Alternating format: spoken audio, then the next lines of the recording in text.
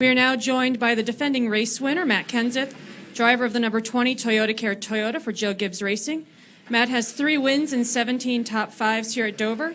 He's coming off a 4th place finish last weekend at Charlotte. Matt, why don't you just kick it off by talking about what it means to come back here to the Monster Mile where you've had some success?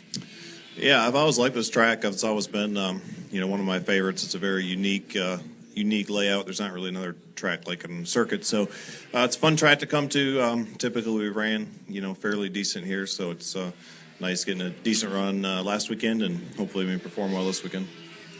All right, we'll open up to questions for Matt. Please raise your hand. We'll get a wireless mic. We'll start over here with Tom, and then go to Bob.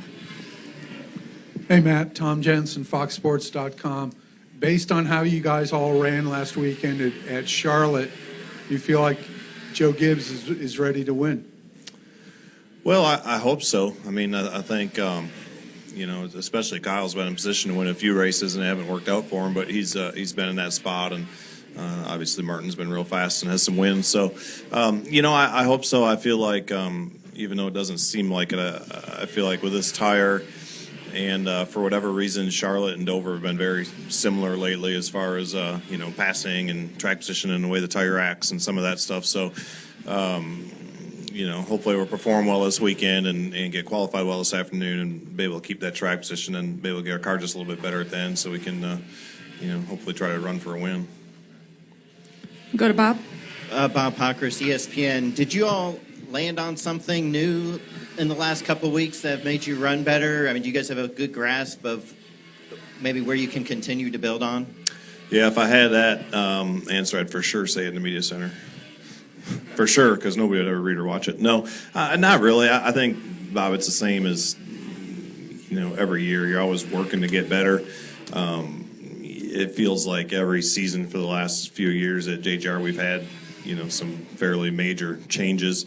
Added another team again this year, really, with a 77. So I think just kind of getting caught up, but yet, the 78's been running really good. I mean, won Vegas, which I think was the 2nd or 3rd or 4th race of the year, something like that. So, the cars have had speed in them. We just, I think have been slowly getting them better.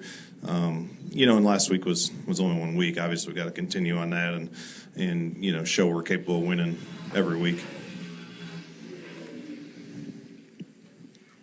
I also wanted to ask, with a lot of guys kind of outside the top 15 or so in points, having won with Stenhouse and Dillon, does that put more additional pressure or any additional kind of emphasis on you guys when you look kind of at the horse race of the playoffs?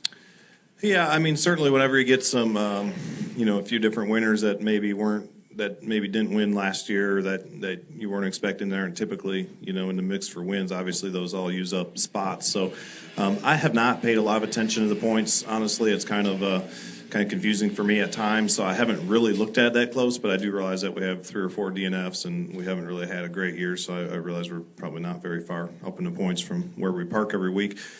So we need that win. I feel like we have a great race team, and it hasn't been a great start to the season, and we're already in June.